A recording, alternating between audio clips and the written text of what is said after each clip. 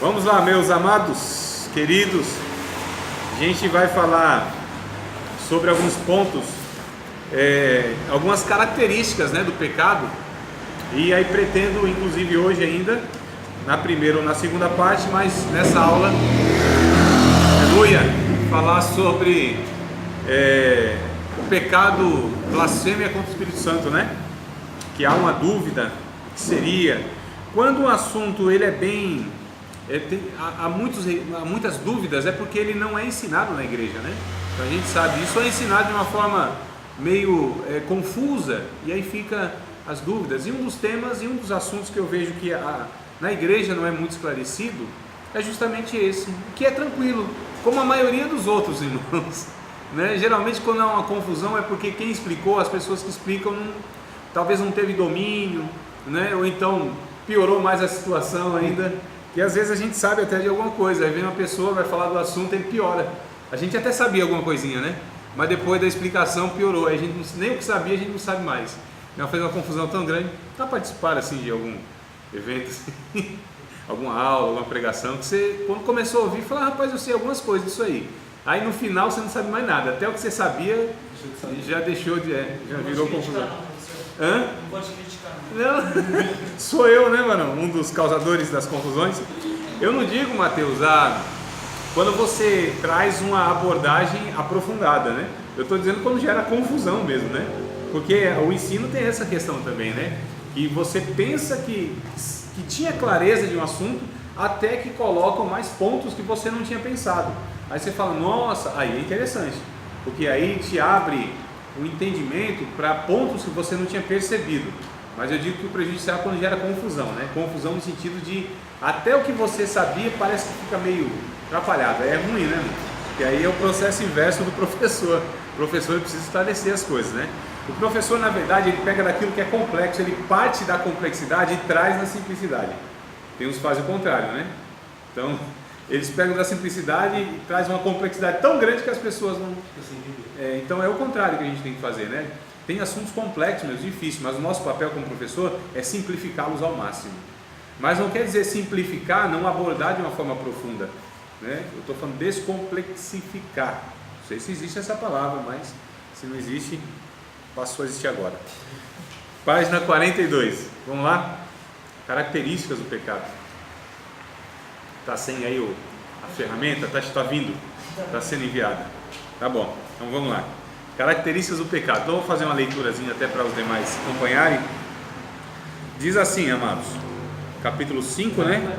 Página 42. Características do pecado. Muitas das facetas do pecado estão refletidas nas características a seguir, tiradas do registro bíblico. O pecado como incredulidade, olha só, ou a falta de fé, é visto na queda, na rejeição da humanidade, à revelação geral. E aí eu gostaria que vocês abrissem a Bíblia já em Romanos, capítulo 1, verso 18, capítulo 2 de Romanos, verso 2, né? E naqueles condenados naqueles condenados à segunda morte, está estreitamente vinculado à desobediência de Israel no deserto. A palavra grega apistia, quer dizer incredulidade, combina o prefixo negativo à palavra pistis, que é fé, né? Que é confiança, fidelidade. Ou seja, a palavra no original para fé, que traduz por fé, é pistis, e a palavra incredulidade é apistis, ou seja, é o advérbio de negação, né? Na nossa língua, né? Que vem lá, é negação. E aí, Romanos 1 e 18, se não me falha a memória, está escrito, tem alguém abriu aí? Achou? Pode ler, mano, por favor? Portanto, a ira de Deus é revelada dos céus contra toda impiedade e justiça dos homens que suprimem a verdade pela injustiça. Isso, então olha só, existe uma revelação de Deus a toda a humanidade, inclusive. E as pessoas já deveriam acreditar em um Criador só pelo fato da criação. A própria Bíblia diz no Salmo, agora, será que é 24? Salmo 19, parece que é o Salmo 19, né? Vai dizer que os céus manifestam a glória de Deus e o firmamento anuncia a obra das suas mãos. Olha só, uma noite faz declaração, né? A tudo isso aí, sem voz, sem palavra. Ou seja, a criação denuncia, anuncia a criação declara, mostra que existe um Criador. Então só por esse fato as pessoas já deveriam acreditar em um Criador. E aí o que acontece? Essas pessoas, elas muitas vezes são incrédulas. Vocês sabiam, amados, que a falta de fé é um pecado, inclusive demonstrou na nação de Israel lá no deserto, e foi por esse pecado que eles não entraram na terra prometida. Olha só, Números capítulo de número 13, né? Ou é Números 14, vamos ler o texto, aliás, é 13 e 14, mas acho que especificamente o 14, que vai dizer que por conta da incredulidade, por conta de não acreditar na palavra de Deus, esse povo, essa nação toda, 2 milhões de pessoas, segundo os estudiosos dizem, né? Havia lá 2 milhões de pessoas não entraram na terra prometida. Eu acho um negócio assim impressionante. O capítulo 14, verso 33, se não me falha a memória. É que aqui vai trazer infidelidade. Palavra infidelidade, mas é incredulidade. Acho que é o Novo Testamento que vai trazer esse termo, né? Que é o Hebreus 13, 18 e 19. Mas está se referindo a esses dois capítulos, tá? Que é o capítulo 13 e o capítulo 14 de Números, onde o povo onde os 12 espias foram na terra, espionar a terra, e aí 10 dos 12 voltaram, não acreditando, voltaram murmurando, e fizeram todo o povo murmurarem junto com eles. Olha só como a murmuração é contagiosa, né? Como as pessoas influenciam as outras negativamente, como também positivamente. Ou seja, o murmurador ele influencia, como a pessoa fiel também influencia pessoas. E a gente percebe aqui, amados, há uma lição para nós aqui, viu? Aqui só 2 pessoas entraram na terra prometida, de toda uma geração eu estou falando. 2 milhões de pessoas. A gente está contando aqui adultos e pessoas acima de 21 anos. É isso mesmo. Porque não se contava pessoas abaixo de 21 anos, nem se contava crianças, no caso, né? Pessoas abaixo de 21, crianças, e também os anciãos, né? Então não se contava. Contava-se aquele que estava no período de guerra, então poderia ir à guerra, né? O exército, na verdade, de Israel era 685 mil por aí, 605 mil, né? Então esse era o exército de Israel, em Números vai falar isso também, lá no capítulo 1, capítulo 2. Mas não se contava então os anciãos, as crianças, e não se contavam então os jovens abaixo de 21 anos. Então olha só, amigos, 2 milhões de pessoas nós estamos falando, não entraram na terra prometida. Só 2 pessoas, que foi o Josué e o Caleb, né? Isso nos ensina, não só nessa parte, a gente vê isso em várias outras partes da Bíblia, que a obra de Deus sempre se fez, sempre se fará com a minoria. Não é? A gente que vive na igreja sabe que toda vez que a gente precisa de alguma coisa, é sempre a minoria, né? Há exceções, mas via de regra é a minoria, irmãos. Tanto há uma estatística aí que parece que são 30%, isso é uma estatística que fizeram, 30% da igreja, do contingente, é que faz alguma coisa na igreja, e os outros 70% são carregados pelos 30%. É sério isso, né? E a gente sabe isso na prática. Talvez um grupo pequeno como vocês vivem, talvez vocês não sintam tanto isso, né? Mas aí é uma igreja de 200, 300 pessoas, sabe-se bem disso. É meia dúzia que realiza, né? E é sempre os mesmos. E aí, não precisa não, né? Mas a gente já consegue ver isso aí no grupo pequeno mesmo, né? Então, mas quanto mais vai aumentando o grupo, mais vai se sentindo isso, porque vai se acumulando as tarefas, as demandas. Então é assim, 30 leva nas costas os 70%. Olha só, então não desanima não. É isso aí, é uma realidade. Dificilmente a gente vai mudar isso. A gente vê que historicamente é assim, biblicamente é assim, e na nossa experiência também é assim, né? De vida. Então vamos lá, capítulo 13 e 14 vai falar sobre isso. Vamos ler o Hebreus 3, 18 e 19, que eu acho que é lá que vai dizer sobre essa passagem. Diz que eles não entraram na terra prometida por conta da incredulidade e da murmuração. 3, 18 e 19. 3, 18 e 19. É isso aí mesmo, é o 19 ainda, né? Olha só. 3, 19, né? Isso é, mas o 18 vai falar assim, ó: e a quem jurou que não entrariam no seu repouso, senão aos que foram desobedientes? E aí vemos que não puderam entrar por causa da sua incredulidade. A falta de fé, irmãos, é pecado. Tá certo? A incredulidade é pecado. O não crer em Cristo é pecado. E tudo que se faz não sendo por fé também é pecado. Vamos ver em Romanos? Livro de Romanos, aos Romanos, carta, né? De Paulo aos Romanos. Não é não, varão. É um pouquinho lá para frente. Não, essa foi um texto no começo, né? Mas ia falar sobre... só vou achar daqui a pouco, também não sei não. Vou procurar aqui, cara. É que só foi a referência inicial para a gente falar sobre a manifestação de Deus por meio da natureza. Eu acho que é 8, varão. Vamos ver. Calma aí que eu também estou no mesmo barco. Capítulo de número 1, não é 8 não, mas a gente acha aqui, meu irmão. Calma que a gente chega junto lá. Capítulo de número 14. Capítulo 14. Capítulo 14. 14. Capítulo 14 de Romanos. Eu acho que né? Deixa eu ver aqui. Não, é isso mesmo. 14, 22 e 23. 22 e 23 do capítulo 14 aos Romanos. Capítulo 14, verso 22 e 23. 14, capítulo 14. Será que rasgaram, tiraram esse versículo? Aí, ó. Vamos lá. Romanos 14, 22. Tens tu fé? Tenha em ti mesmo, diante de Deus.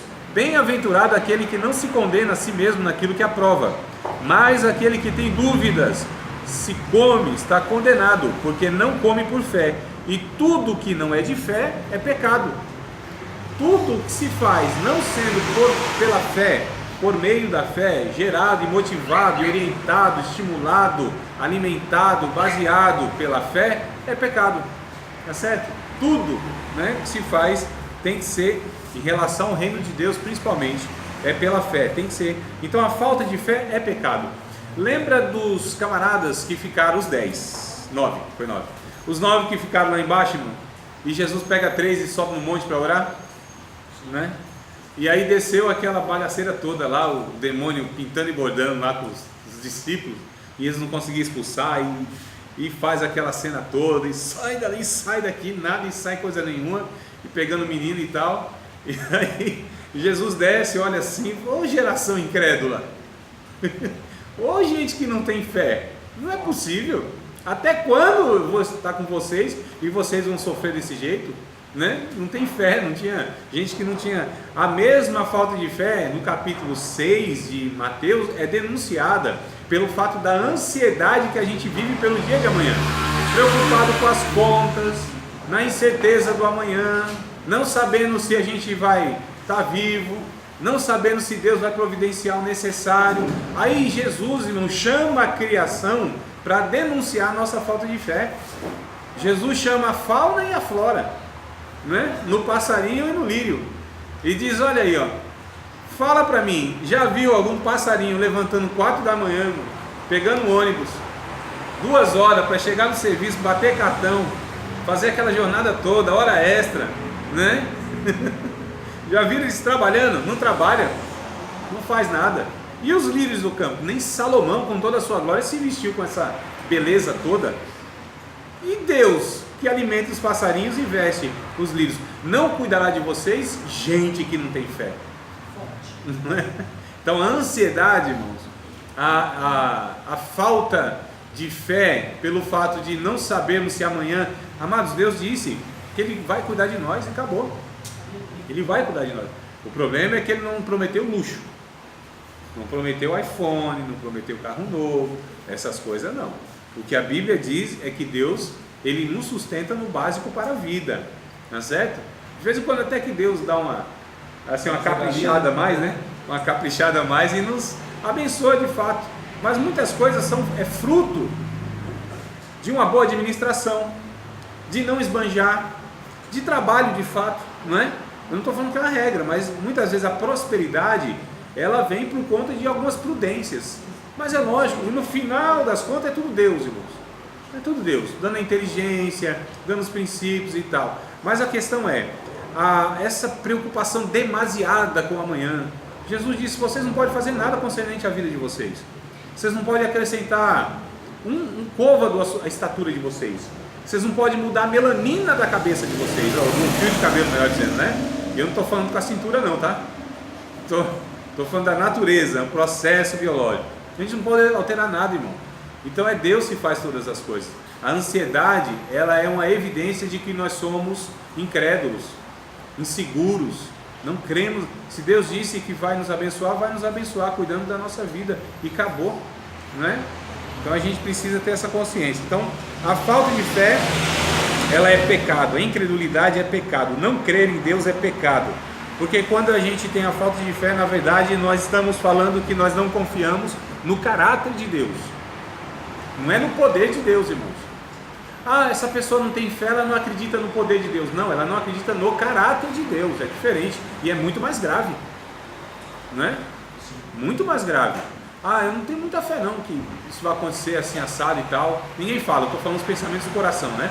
Pensamento do coração, vai pensando assim, será que Deus vai fazer? Eu acho que essas coisas não vão acontecer, não, comigo não vai. Não, que não sei que tal, vê um monte de barreira, obstáculo, ninguém fala, mas pensa. Mas a gente está questionando aqui o que? Não é o poder de Deus, não é que Deus pode ou não pode, é o caráter dele, né? Aí é muito mais grave. A gente está falando, não confio no caráter de Deus. Porque quando a gente confia numa pessoa, quando a gente não confia numa pessoa, ainda que a gente saiba que essa pessoa tem poder, tem condições de fazer alguma coisa, mas a gente não confia o quê? No caráter dela. Então a gente não fala, eu não estou certo, que essa pessoa vai fazer alguma coisa por mim. Não é porque ela não pode, é porque eu desconfio do caráter dela, porque eu não confio na generosidade dela, é porque eu não confio na bondade dela, na misericórdia dela, na compaixão dela, no cuidado dela, na promessa dela. Eu não confio, sei que ela pode, mas não sei se vai. Então a fé, na verdade, então, não é crer no poder de Deus, é crer no que Ele disse, é depositar confiança no seu caráter, na sua pessoa. E aí Deus mesmo vem dizendo, eu não sou homem para mentir, nem filho do homem, ou seja, eu não tenho uma natureza humana que falo e não faço, não é? Deus não tem o espírito do político nele. E olha que esse ano aqui a gente vai ver muito bem isso, né? Inocente é aquele que acredita, né, irmão? Pelo amor de Deus. Eu não creio, eu sou incrédulo. Eu sou um ateu de políticos. Não creio neles, na existência deles, dos bons.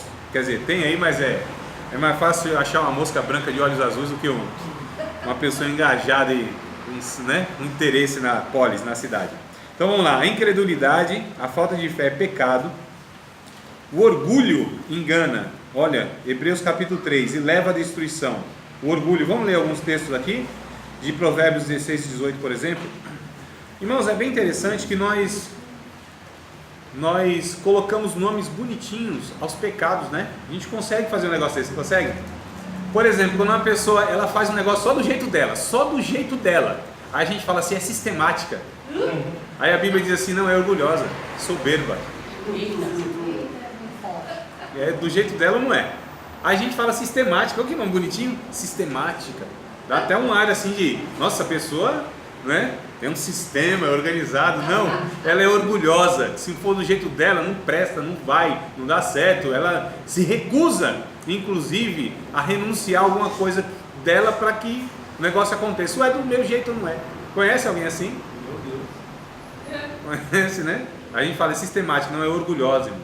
Orgulho, tá certo? É do meu jeito, tem que ser assim, pensar como eu penso, fazer como eu faço. Né? Então é que os casais sabem muito bem desses negócios.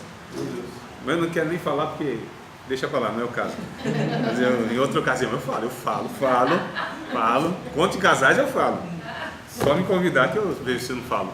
Eu pedi o que, irmão? Provérbios, né? 16 e 18. Por favor, alguém leia.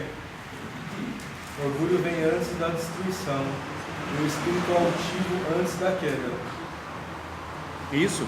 O orgulho precede, né? Vem antes a destruição. Olha que coisa interessante. Então, leva à destruição, ajudou a tornar a incredulidade de Cafarnaum pior que a depravação de Sodoma. Olha só, irmãos. E é antítese, né? Ou seja, é o contrário da humildade de Jesus. No juízo final, os orgulhosos serão humilhados e os humildes serão exaltados. Embora apresente um lado positivo, o hebraico, a palavra gaon, né, lá em Amós 6 e 8, e o grego ruperéfanos, tipicamente denotam uma arrogância profunda e permanente. O arrogante, o orgulhoso, ele se assemelha com Satanás nessa característica de orgulho, de soberba, né? Então, o que é o pecado original de Satanás? É o orgulho. Então, a gente até fala, né, que o orgulho é pecado de Satanás mesmo. É aquela pessoa que não precisa de outra. E no final das contas, ela está dizendo não precisa de Deus. Primeiro primogênito dele, né? A primeira criação dele, né? Foi, a única. O orgulho, né? Porque ele disse,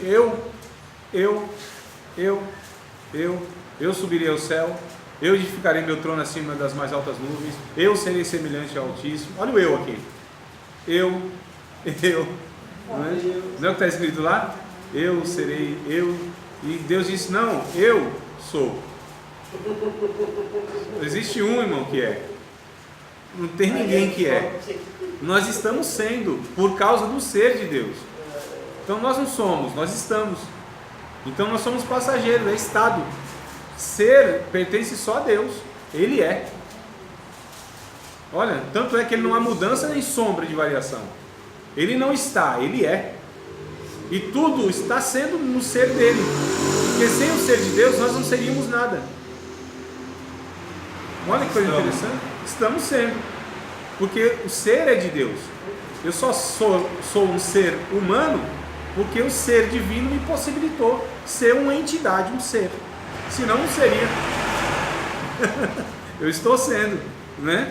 Então interessante, amados, é a gente pensar que o orgulho, ele se apresenta de diversas formas. Tem gente que fala assim, não, eu sou humilde, inclusive eu sou generoso, eu ajudo pessoas, quando está lá precisando da cesta básica. A minha pergunta é, quando nós estamos precisando, nós aceitamos? É forte. Nós comunicamos as necessidades aos santos? Ou ficamos lá no nosso orgulho? Né?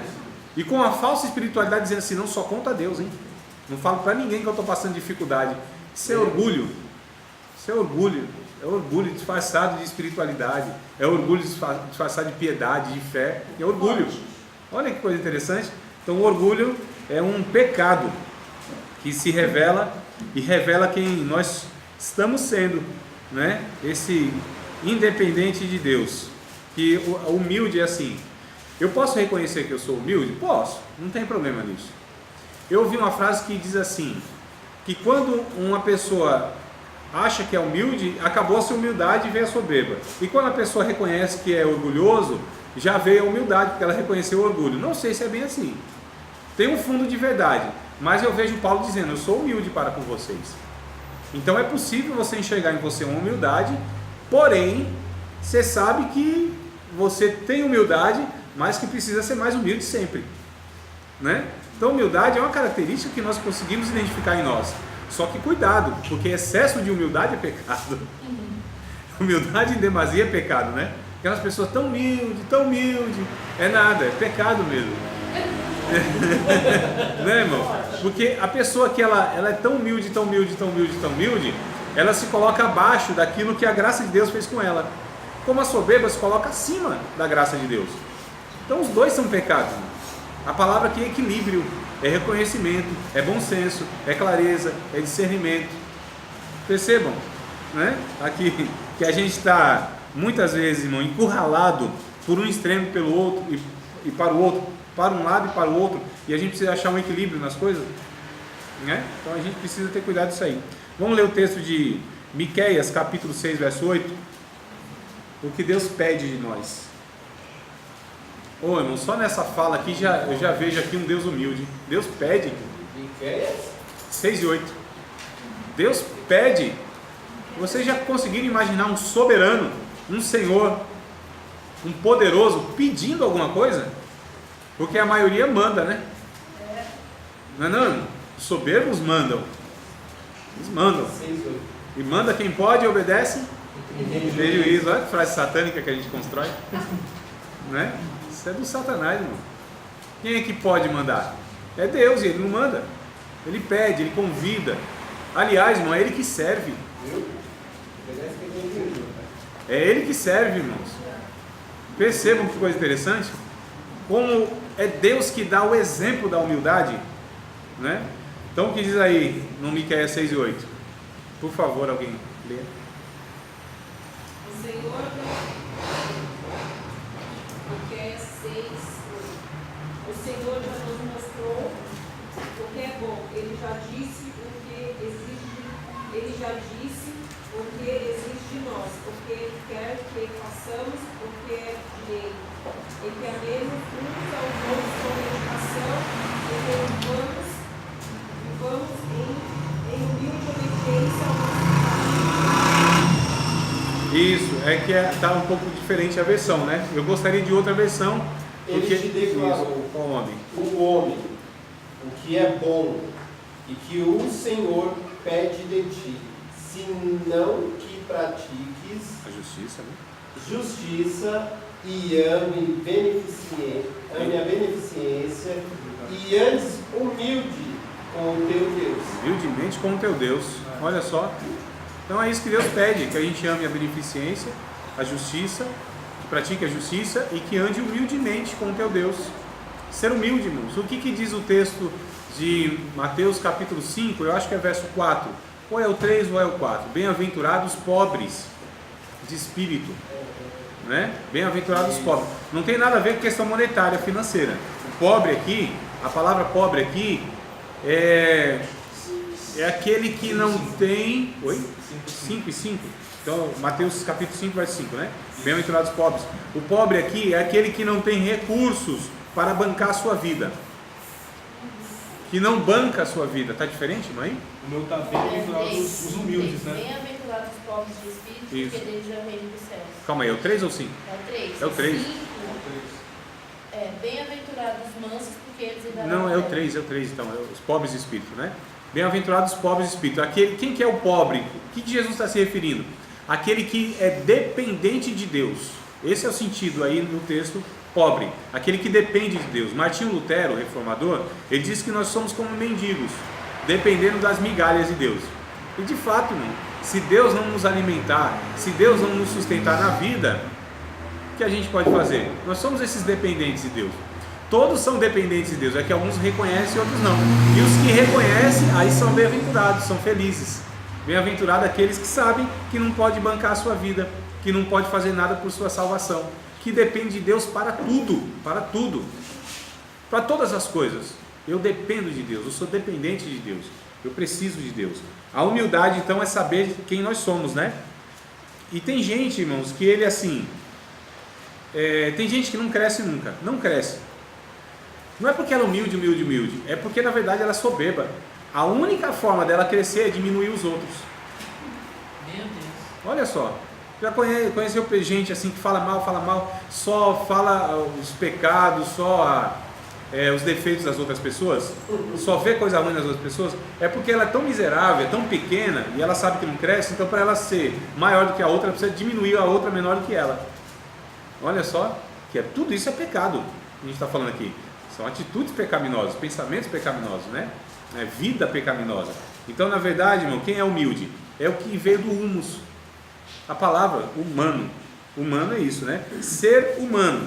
Então, é uma entidade que veio do humus, da terra, do barro. Isso é a palavra, ser humano. Então, nós todos viemos da onde? Do barro, do pó. Então, Deus nos nivela por baixo, todos. Todos vieram, todos vão para o mesmo lugar, que é o pó da terra, né? Então, o cemitério iguala todo mundo.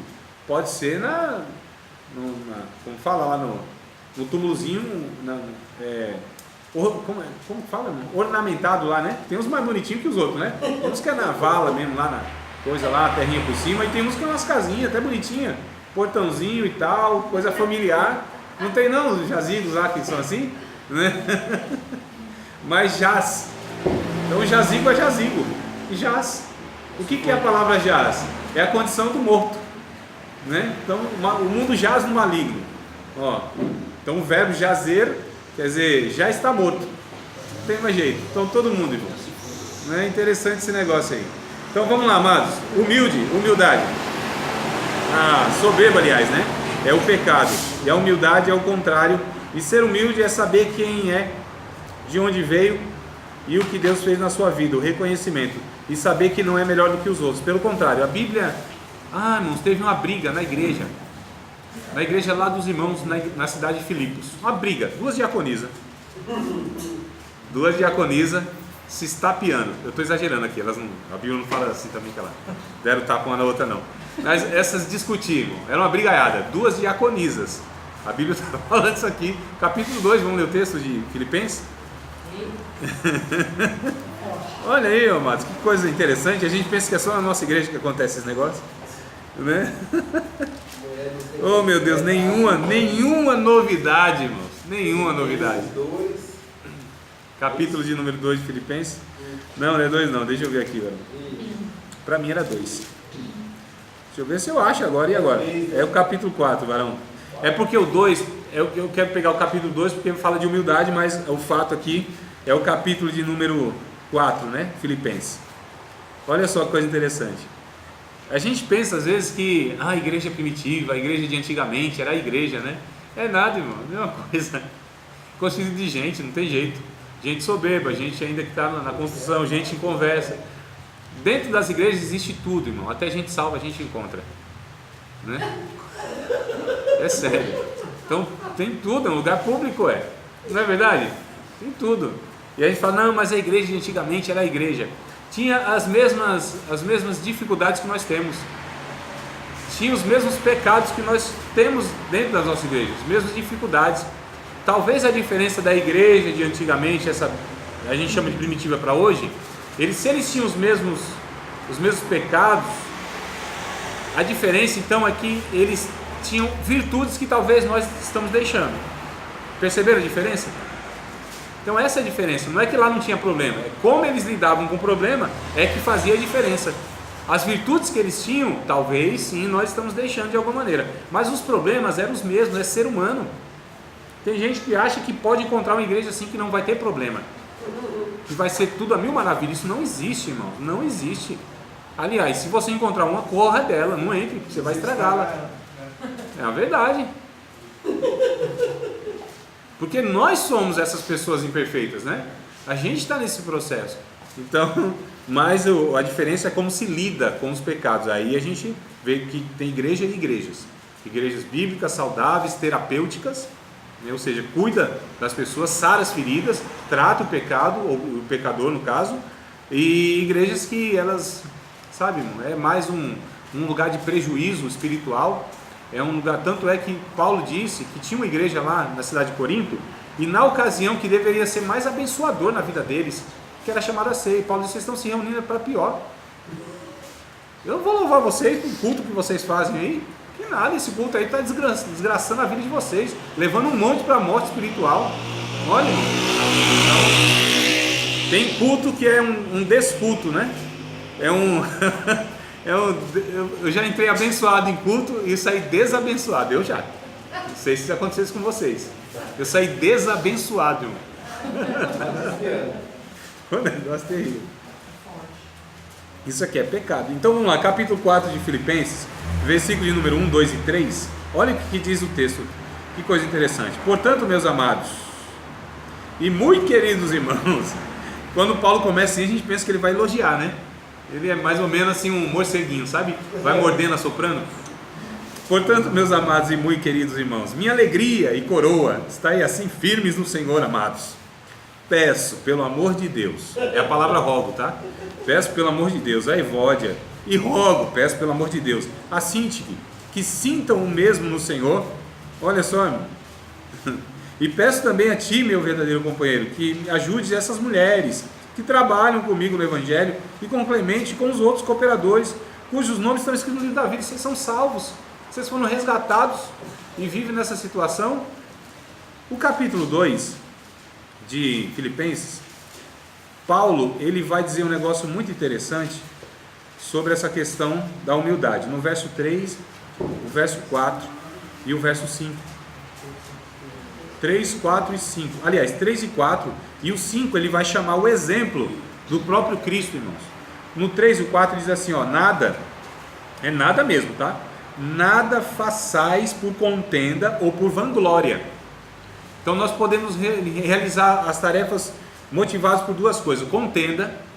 Você já viu gente fazendo alguma coisa brigando ou por briga? Já Né? fiz algumas vezes. Já fez, né? Eu também, mano. Fazendo por pirraça, por briga. Vou fazer mesmo porque... A coisa era boa, mas a motivação era errada. É, então, isso a questão é essa mesmo, né? A gente fala, não, é obra de Deus, mas a motivação, o contexto que está fazendo, né? O que está gerando com aquele feito é errado. Às vezes é algo até, entre aspas, bom, ou deveria ser bom, mas a motivação que já distorceu tudo. A gente é fantástico para fazer essas coisas, pegar aquilo que é de Deus, aquilo que é espiritual, aquilo que é santo, aquilo que é bom e estragar tudo, né, irmão? Então, nada façais por contenda ou por vanglória, olha só, por exibicionismo, né? Por glória própria, por mostrar que faz, que é, que sabe, que realiza. Já viu alguém falando assim, rapaz, se não sou eu nesse negócio, o negócio não vai. Se eu não estou nesse culto, se eu não prego nesse negócio, se eu não estou aqui, não anda. Já viu alguém assim, falando, declarando isso? Se não sou eu, meu irmão, Se fosse Deus, esse barco afunda. Ai de Deus sem mim.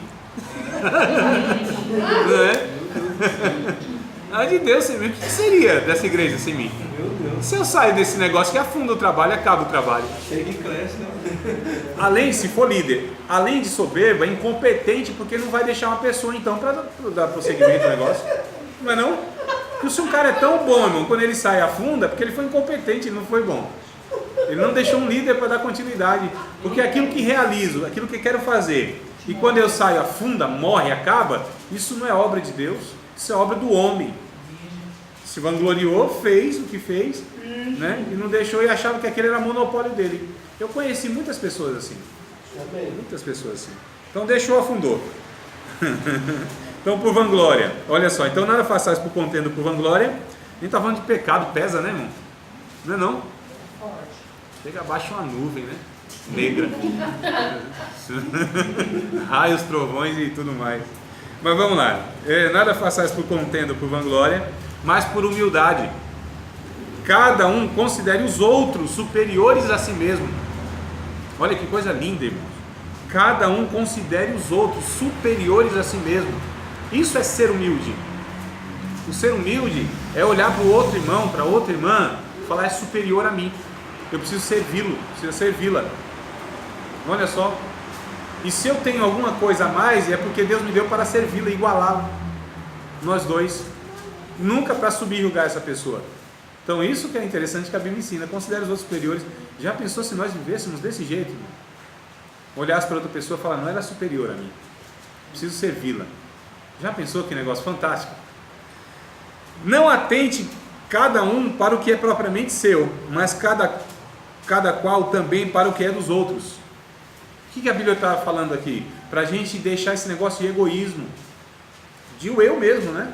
Então olha só, cada um atende para o que é dos outros, não para o que é propriamente seu. O eu some, irmãos. Tem muitas reuniões, tem muitas comunidades que é um ajuntamento de eus, né? Cada euzinho lá, para não colocar o D antes, né?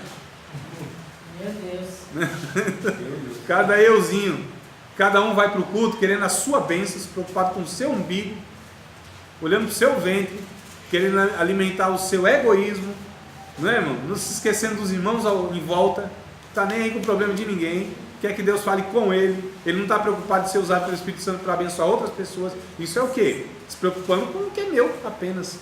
Olha que coisa, Paulo está dizendo aqui, cada um atente para o que é dos outros e não para aquilo que é seu. Já pensou se nós vivêssemos assim? Cada um preocupado com o outro? Quem teria necessidade de alguma coisa? Ninguém. Porque eu estaria preocupado com o Cláudio com o varão com a varoa. Tá. Já pensou? Eu saísse da minha casa e viesse para o culto, Senhor, me usa para abençoar algum irmão e todos saíssem assim de casa? Que coisa linda, irmão. Espírito Santo usando todos os vasos. Todo mundo. mas a gente sai da nossa casa esperando em um que prega, ou em um que ministra o louvor, ou em um profeta que é usado, ou em alguém que faz alguma coisa. Aí fica todo assim, a expectativa de eus, um monte de euzinhos, olhando para ver se um vai servir os outros. Então é uma comunidade, na verdade, de pessoas que querem ser servidas, não uma comunidade de garçons, que é o que a Bíblia diz que a gente deve ser. Ou seja, comunidade de diaconal, né? Que a igreja, para ser bíblica, ela precisa ser ortodoxa, doxológica, querigmática, coinônica e diacônica. Hã? Ortodoxa, ter doutrina, né? Ensinamento. Ortodoxa. Doxológica, tem que ser adoradora. Tem que ser, eu disse o quê? Coinônica, tem que ter comunhão. Ela tem que ser querigmática, tem que anunciar o evangelho. E tem que ser diacônica, tem que ser uma comunidade de servos, de diáconos. Jesus disse que ele era diácono. Está escrito lá. Então assim, como que se organizam os povos aí, ou na sociedade, como que é? Aí disseram assim, os maiores dominam sobre os menores, né, Jesus? É assim que sempre foi. Desde Adão caído foi assim, Senhor. Então, mas entre vocês não vai ser assim. Entre vocês, quem quiser ser o maior, seja o menor. Quem quiser ser o primeiro, seja o último. Quem é maior? Quem está à mesa ou quem serve? Senhor, quem está à mesa, né? Quem está à mesa é maior. Sim. Jesus, então, mas eu entre vocês sou aquele que serve. A palavra no original está assim, eu sou o diáconos. Eu sou o diáconos, eu sirvo, eu vim para servir. Dar minha vida em resgate de muitos. Eu não vim para ser servido. Olha a humildade de Jesus. É o que Paulo diz aqui no verso 5. De sorte que haja em vós o mesmo pensamento que houve também em Cristo Jesus, que sendo em forma de Deus, não teve por direito próprio, seu usurpação, o ser igual a Deus. Antes, aniquilou-se a si mesmo, esvaziando-se, sendo achado na forma de servo, foi até a morte, se humilhou e morte de cruz. Olha que coisa interessante, irmão. Jesus, o Deus, não teve por direito seu, porque a gente vive numa geração dos direitos. Eu tenho direito disso, eu tenho direito daquilo, eu tenho direito disso. Eu não merecia isso, eu não merecia aquilo, eu não merecia isso. Não é assim que a gente vive muitas vezes, né? Diante de Deus, diante das outras pessoas. A gente é sempre o ofendido, a gente é sempre o vitimizado, a gente é sempre o prejudicado na história. E nem sempre, irmãos. E não é assim que a gente tem que viver, nem sentir, nem pensar. E aí a humildade, ela vai bem em qualquer canto, ainda mais na vida espiritual. Nossa, como ajuda, como distingue os servos de Deus. Mas humildade não é o não reconhecimento das minhas capacidades. A humildade é saber que se eu tenho capacidade, ela é para a glória de Deus, né? Os crentes nem elogiam, não sabem às vezes, né, receber. Um dia, rapaz, um pregador inclusive, baterista tal, tocando, esse rapaz aqui toca muito, hein? Toca demais, você viu as viradas que você está fazendo aí. Aí o baterista, crente, humilde, ele disse, não é Jesus, é Jesus. Eu falei, não, mano, eu vi aí um negócio interessante aí, poucos eu vi tocar assim, eu prego direto nas igrejas aí, você toca bem pra caramba, né? Não, é Jesus, não é Jesus. E o camarada foi ficando irritado, estava elogiando o camarada, falando, Jesus, coisa nenhuma. Jesus toca muito melhor que você, bateria. Jesus não, estou falando de você, a virtude que você tem, o dom que Deus te deu, a habilidade que você, né, conquistou aí pelo seu engajamento e tal. Jesus é muito melhor baterista que você é Jesus. Mas Jesus vai tocar desse jeito? Estou elogiando você. Então nem elogio, irmão, a gente sabe receber direito, né? Olha só, nós devemos estar reconhecendo, olhe para mim, por gentileza, por favor, em nome do Senhor Jesus, olhe para cá, todos, olhe para cá, não olha, não tem jeito.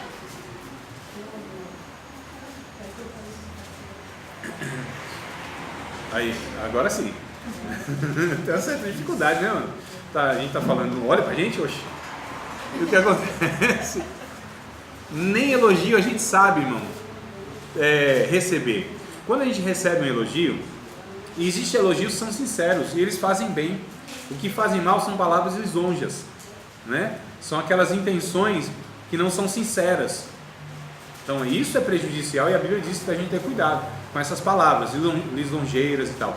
Mas o elogio sincero, Meu irmão, Deus te abençoe, continue assim, porque você está no caminho certo. Você ensina bem pra caramba, hein? Glória a Deus. Eu entendo que eu ensino razoavelmente, né? Glória a Deus, graças a Deus, irmão. Aí eu sei lá no fundo que eu não tenho a minha capacidade, mas se Deus está operando isso em minha vida, glória a Deus.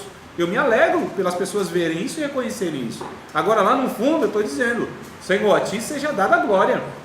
Louvado seja o Senhor pelo teu dom indizível na minha vida. Teu nome tem que ser glorificado.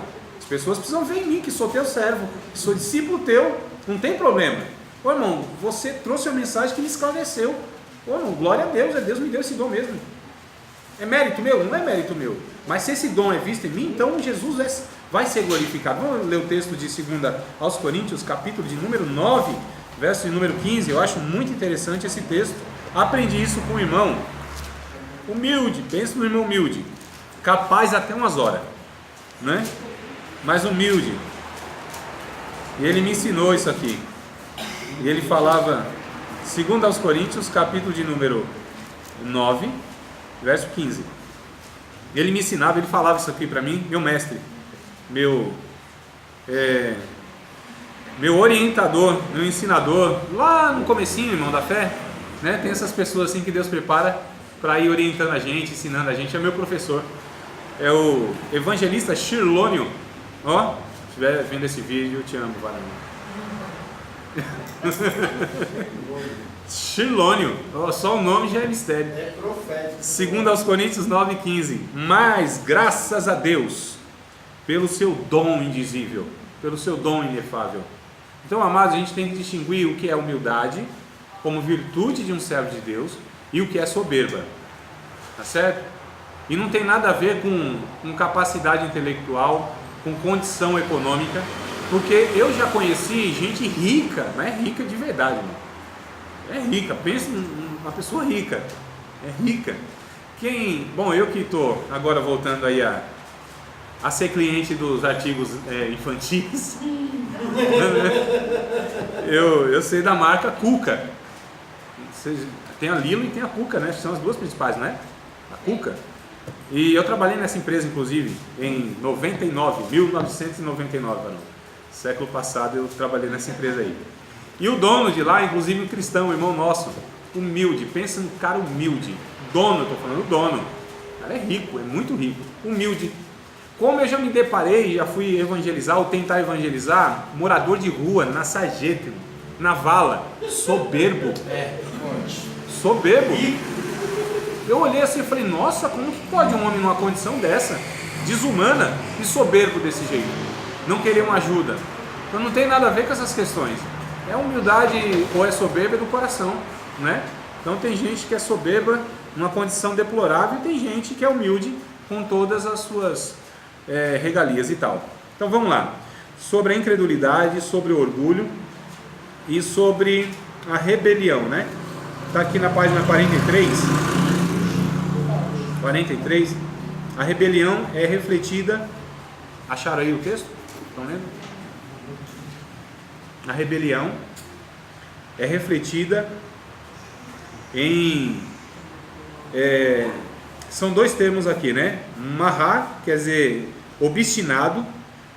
Obstinado aqui, irmão, se traduz por teimoso, né? É o teimoso mesmo, aquela pessoa teimosa. Então teimoso é um orgulhoso. Pessoa teimosa, é orgulhosa. Conhece gente teimosa? Não vai. Né? A pessoa que não vai, não vai, não dá o braço a torcer, não reconhece.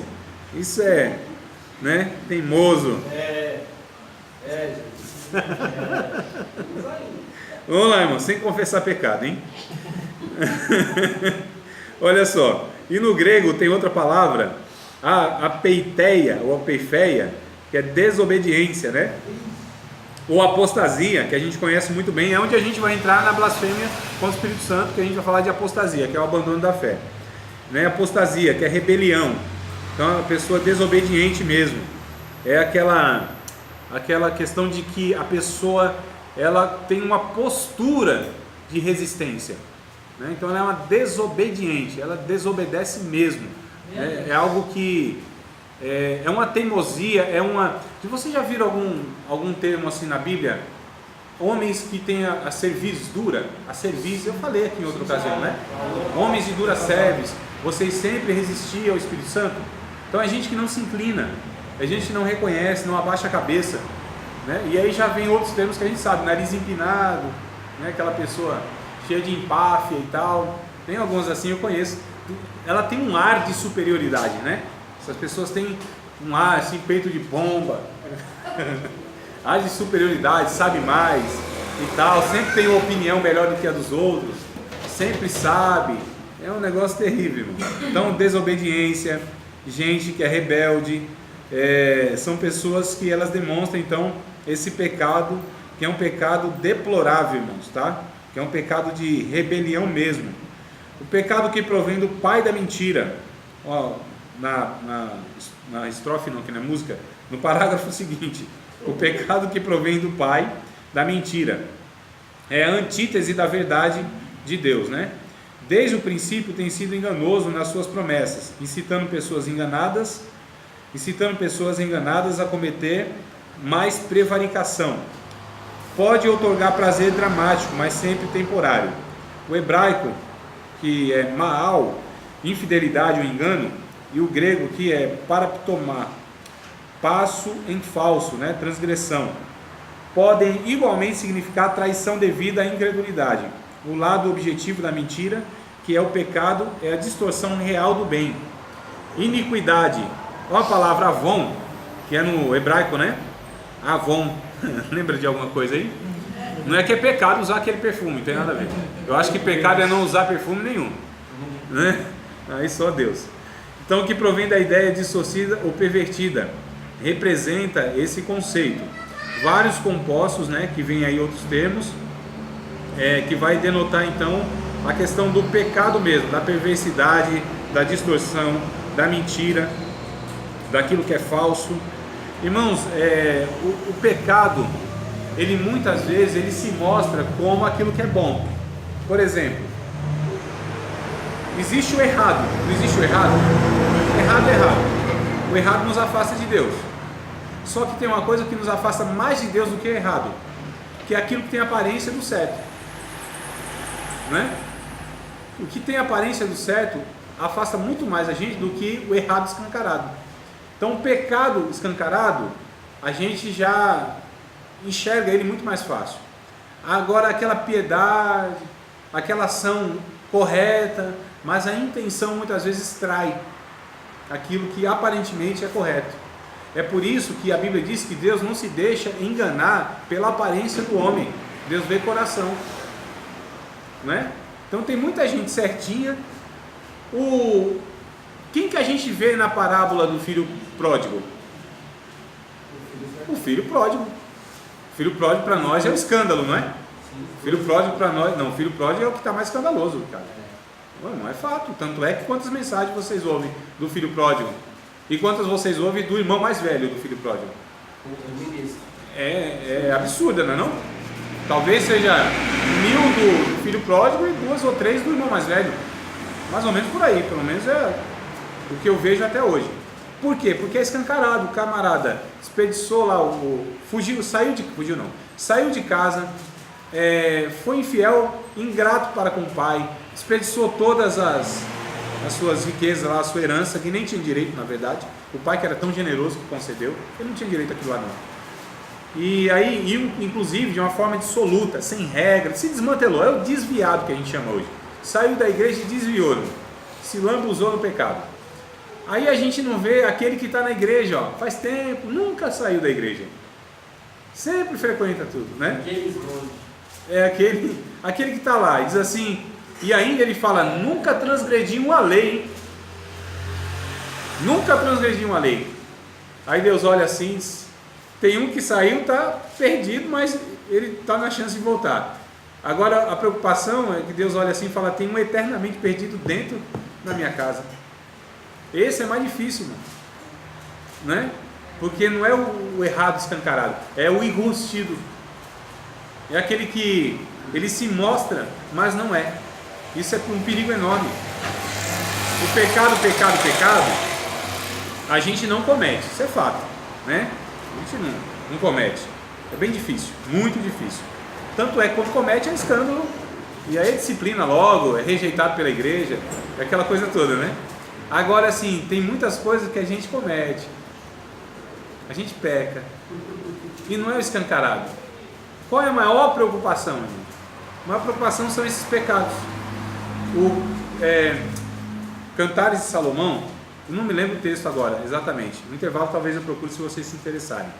Mas o Salomão ele diz assim, ó, cuidado com as raposas, mas também com as raposinhas.